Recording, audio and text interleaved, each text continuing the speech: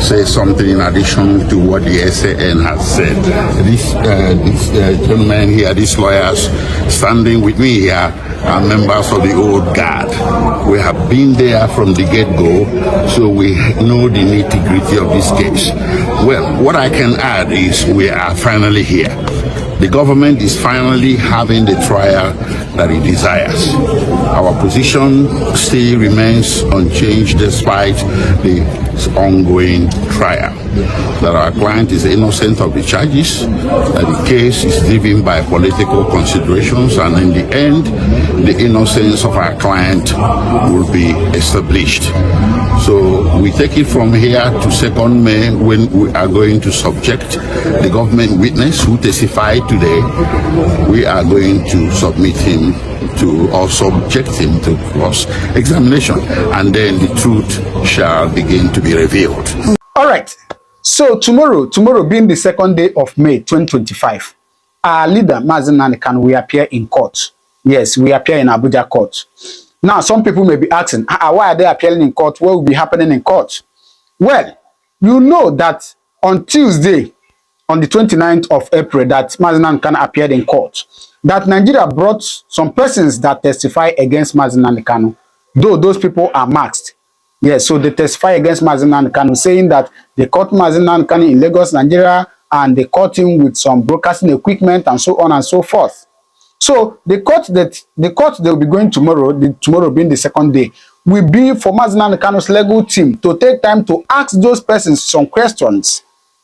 Right? So it's going to be a tough one, actually. So that is why I beg you to stay put. If this is your first time coming across my channel, just do well to subscribe, because tomorrow I'll be here live and direct, bringing you all the updates of everything that is happening there. All right? So it's going to be a tough one. But one thing I want you to know is that whichever way it goes, last, Nnamdi Kanu must be released. Yes, take it from me. He must be released. Now, talking about persecuting Nnamdi Kanu, if worse comes to worse, it will be like that. Then ask yourself question. According to them, when they caught him in Lagos, they didn't see any knife with him. A knife, they did not see. Common knife, they did not see. Talk more of gun. So, he didn't have any gun with him. He didn't have any knife with him. Now, what is the major case? According to the federal government, they say the major case is that he made a broadcast in UK. Now, he made a broadcast in UK. That is why you're angry with him, right? Why don't you allow the British court to take charge of it? Why are you taking... He made a broadcast in UK, and then a broadcast somebody made somewhere else. You brought him here and you're persecuting him here. Is that right? Anyway, let's see as tomorrow is going to be. Let's see as tomorrow is going to be. Just know that I'll be here live and direct, bringing you everything that is happening there. All right? So please, I still want you to take a little time and watch what the lawyer said, so that you may understand how things are going. All right? So please take a little time and watch it. From PW1. Are you comfortable? Well, we're very comfortable, but first of all, we thank God for today. We thank God that the matter has eventually kicked off without rancor. You know, you needed to have been in court to observe the proceedings. All the parties cooperated, and PW1 testified. PW1 is Mr. AAA, as he was designated. He investigated the matter 10 years ago, and today he came and gave his evidence and tendered documents. The matter is very simple. The state has a case against our client, and we are defending him. And for the first time, the matter has been opened, and we have heard what the evidence is. On Friday, we are coming back to cross-examine him. But in the main, the matter has commenced on a good note, very sound note, very civilized trial. And we hope by the grace of God we'll continue on this note and get to the end. All right. Thank you very much. They are only deceiving you. And if you allow yourselves to be deceived, things can only get worse. Fulani terrorists will take over your land. Time and time again, I have warned you on this very matter, but some of you never ever listened. I told our Yoruba friends that this thing you're supporting, this very evil government you're supporting, when they tagged IPOB a terrorist group, you supported them. you are going to pay a very heavy price for it. Had the Yoruba journalist stood up and said, IPOB did nothing wrong, you cannot tag them a terrorist group, believe you me, by today, you will not have Fulani people occupying Yoruba forests and farmlands. Because in this life, what goes around comes around. If you support evil today because you're benefiting, eventually that evil will overwhelm you. The same thing happened to APC, the same thing happened to Fulani Caliphate. They brought in terrorists from all across the Sahel. They brought them into Nigeria to try to force Jonathan out of office. Now Jonathan is out of office. They are now, of course, reaping what they sowed, all of them. I've seen tons of video recently that the Fulani are taking over the forest of the Yoruba people. Let's say the Yorubas. The issue now is that what do you think that the Yorubas are mixing, or what do you think that Yoruba did wrong that makes these Fulani to take over their forest, and what should other states do to avoid these same occurrences in the future? That is the price you pay for duplicity. That is the price you pay for treachery. That is the price you will continue to pay until you rise up and say enough is enough. It is up to you to do it. You did it during NSAS. You can do it again. Can you imagine Fulani people telling you, if you remove Fulanis from Yoruba forest, imagine Fulani telling you, if you remove them from your ancestral lands, there will be war, and you are panicking. And you have not asked yourself, why are they not saying the same thing about the East? Why did they not say to Eastern Security Network? Why did they not say to me, if you don't stop evacuating Fulani terrorists from the forest, there will be war? Because they know, they understand psychologically that you don't have what it takes to resist them. Your lives are being taken away from you. Your forests are being occupied. Your mothers are being raped. Your daughters are being abducted. And the whole national government, presidency, is supporting such people. And you're telling me that Nigeria is viably sustainable. Is that what you're telling me? That somehow this contraption is sustainable, it is viable. It can never be.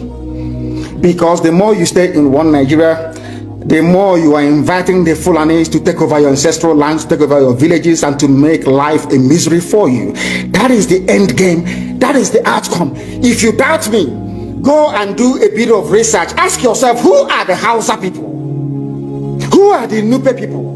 Who are the Bachama people? All of these people were steamrolled by the Fulani march to the Atlantic Ocean. And now they're in Yoruba land. They're in their forests. They are in their forests. And who is going to drive them away from there?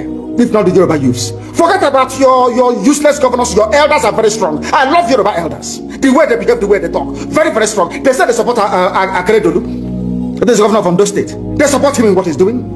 People must come out to say that enough is enough. When you travel to the north, do you live in the forest in the north?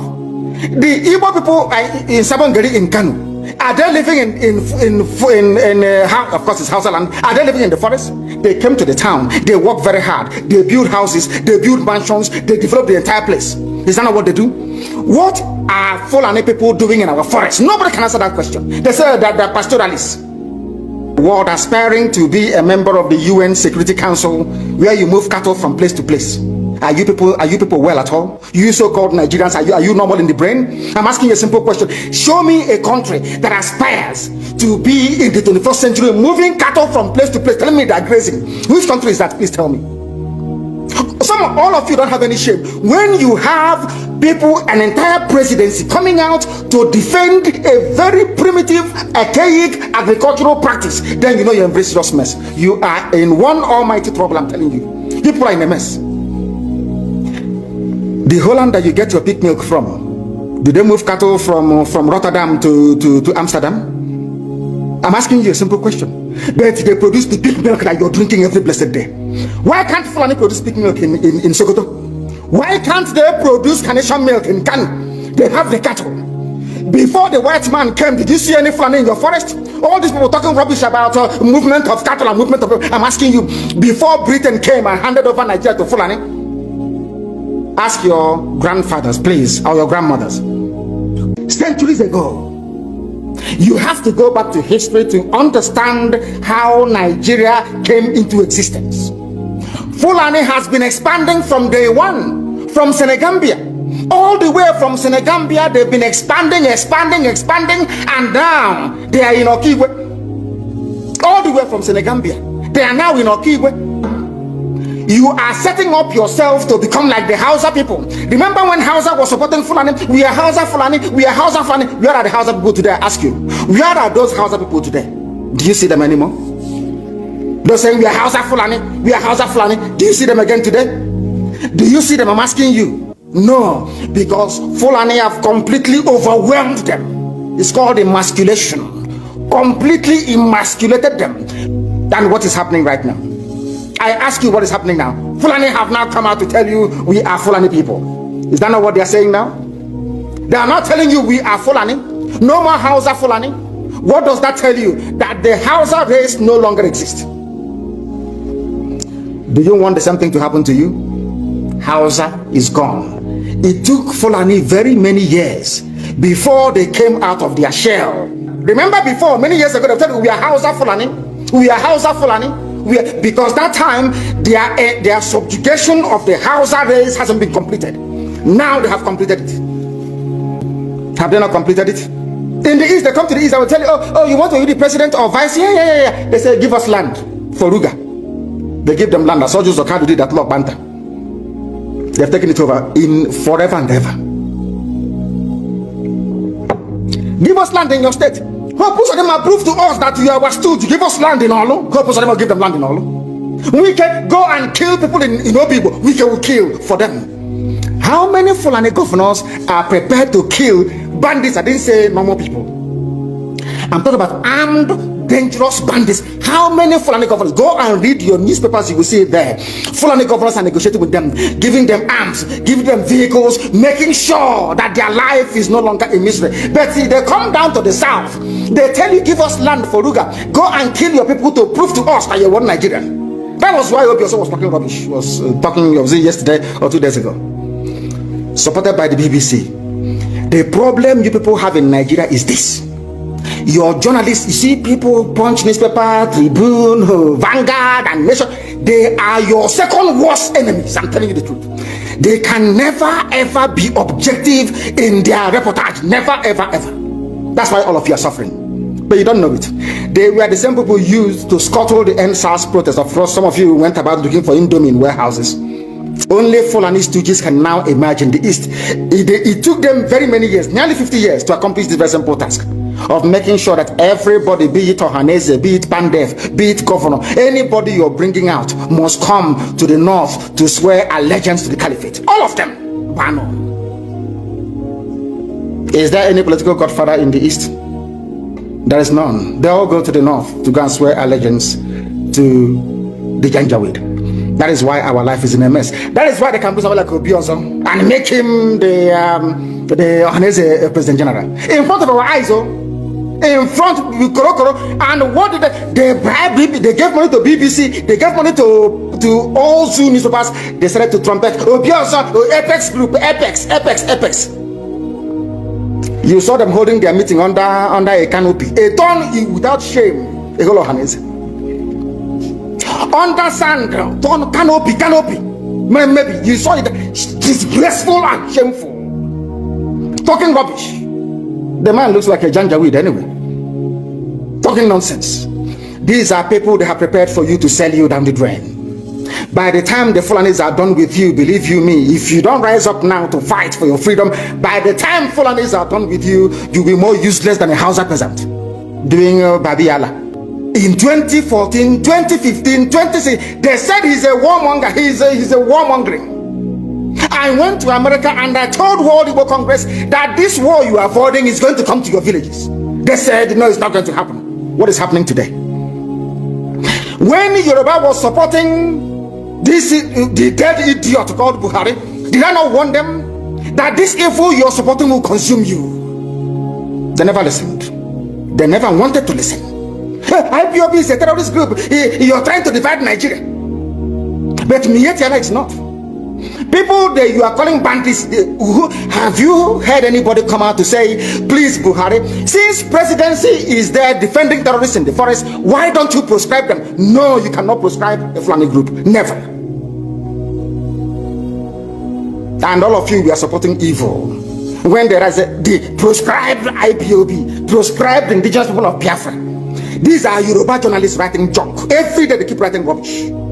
But their land is under siege. In order to ensure that they get into you, they subjugate you. Look at Yoruba land, Ilorin. Yoruba, how did you lose Ilorin? You lost Ilorin because somebody thought or felt that by aligning himself with what he felt was a superior Fulani force, he can defeat his own people. Afonja, what happened? As a result of that miscalculation, the great Yoruba race lost Ilorin to Fulani Caliphate. That is why in Ilorin you have an emir of Ilorin, not an Oba of Ilorin, answerable to Sokoto. That is where Lai Muhammad comes from. You can see them. Sokoto slaves in Yoruba land. When I say that it's not religion, it has nothing to do with religion. The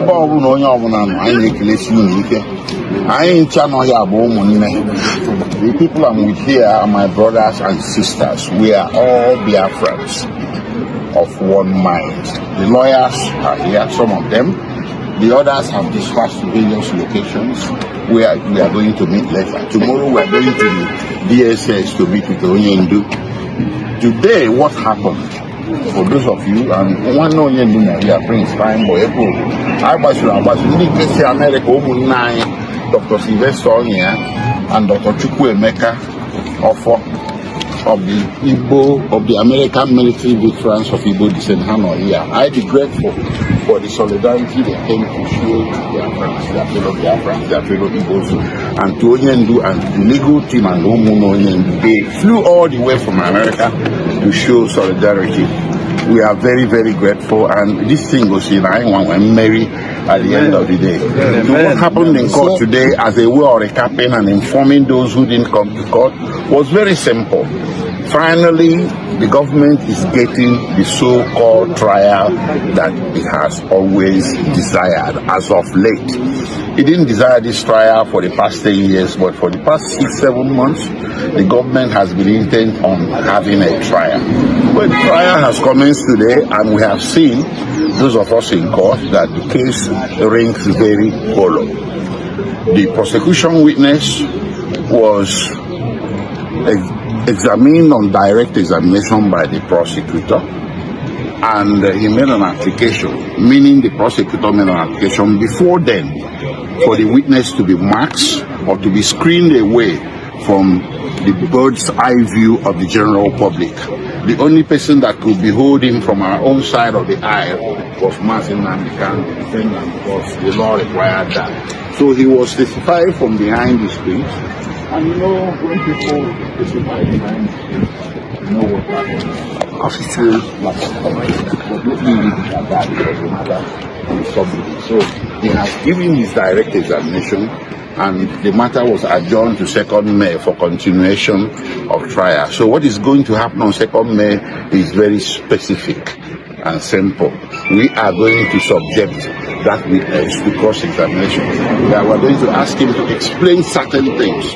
So his own answers to the questions posed to him today will not be taken as true unless and until we have finished cross-examining him on 2nd May. So we are very hopeful that in the end our victory is assured. We shall prevail, and we shall be able to show through this trial they are having, or they started having today, that Nnamdi Kanu did not commit any offense known to law. Thank you. All right. Thank you very much. Thank you, sir. Special counsel.